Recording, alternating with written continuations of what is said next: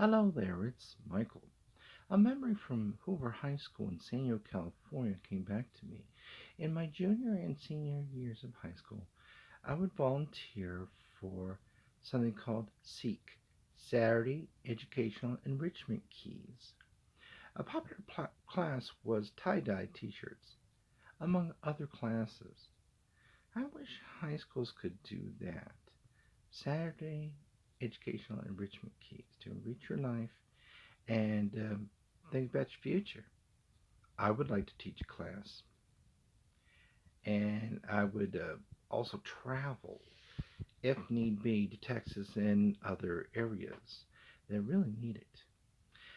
Please like this video, share this video with others, and subscribe to the channel. You don't know what's going to happen next. Until next time, it's goodbye.